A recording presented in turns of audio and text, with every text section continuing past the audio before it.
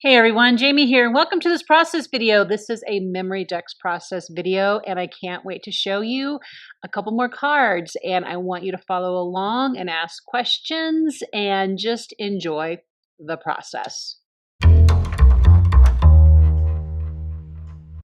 Okay, I'm starting out with some foundations paper by Vicki Boutin, and I'm using the MemoryDex dies to cut my first card out. I love this paper for holding color, for stenciling on, for mixed media. It is awesome, and there are links below, and I appreciate if you click through to those. So this is a new to me stencil from ScrapbookCom. It's called Mixed Stripes, and I'm just going to add basically a pretty subtle color variation on this card. I'm sticking with one color this time, but the possibilities are endless. There are so many different colors that you can add with this particular stencil, as well as using other stencils alongside. The idea behind these videos is, number one, just to share, because I love sharing what I am thinking about, and I want to inspire you all to make.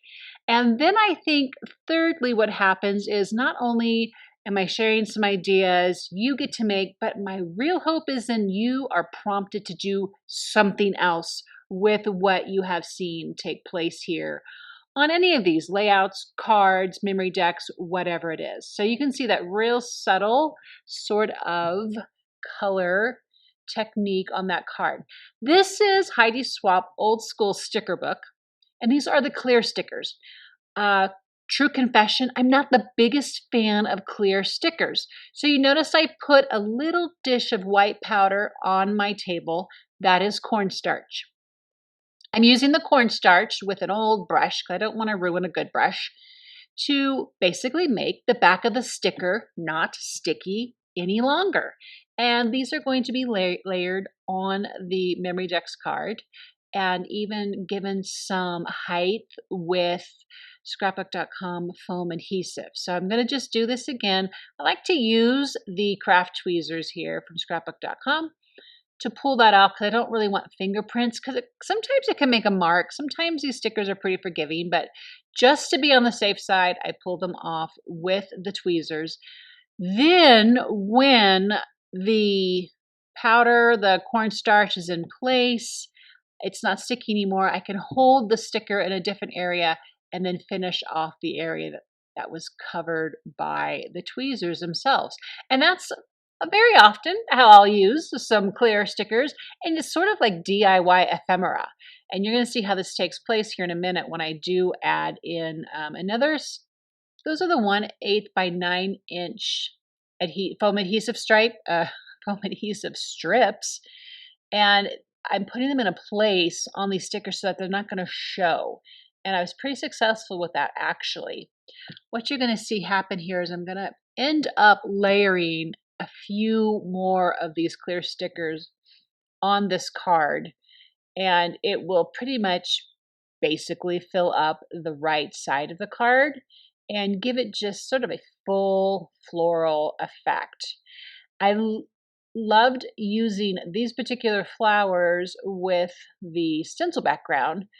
Stencil background isn't exactly the same pink. It is Ballet Slipper from the hybrid ink that is exclusive to ScrapbookCom, but it does pick up some of the variations in the sticker, so I'm pretty happy how that turned out, and I think you will be too. So I think you should grab some of those adhesive strips. I'm using them all the time on all kinds of projects. So this is going to be wrapped up here, and I'm going to just sort of fast forward this to where you're going to see I added a few more of those flowers. And then next, I literally grabbed a strip of scrap paper. Now, MemoryDex, because they're so small, it's a great way to use your scraps.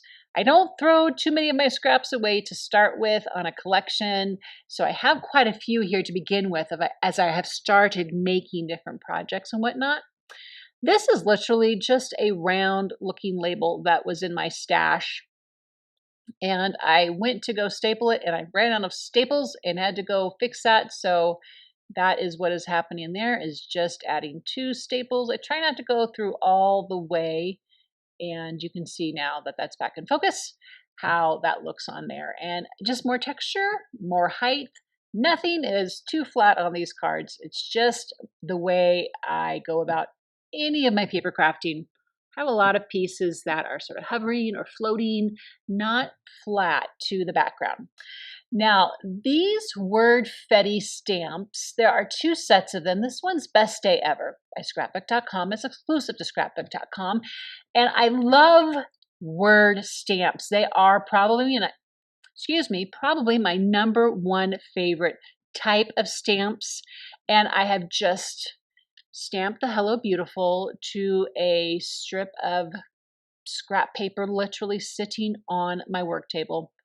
I'm V-notching the ends, and it's going to be part of the sentiment that is on this particular MemoryDex card. So I'm just cleaning that up a little bit. And again, with the adhesive strips, I think I also folded the edge around. I did. I just folded the edge around a little bit, didn't adhere it down or anything. I just like the look. You know, there is not always a rhyme or reason to how we do things on our paper crafts. It's just we like the way it looks. And so that's why that is folded over. I will do that again with another sentiment. I am now using the Oh So Happy set. And these come in a bundle. And you're probably wondering why I'm referring so much to ScrapbookCom. And that is because if you would click through the links that are part of the supplies down here below, I get a little commission from every time you purchase through my links. Now, this is no extra cost to you whatsoever. As a matter of fact, most of these products are almost always on some sort of discount at scrapbook.com. So you help me out because this is practically a full-time job, which I love, but I want to be able to bring you more inspiration as I think of it. And that is one way you can help me do that. Same technique, adding in this one little last word strip, and I've kept this pretty simple. There are still a lot of things that could be added to this card or not, and you'll see that in the finished product if you'll click through to my blog link. Thank you so much for watching this video. I hope you are inspired to create this card as well, and let me know if you have any questions, and hit that like button. It helps out so much, and if you do not already subscribe, please subscribe, and I'll see you in the next video.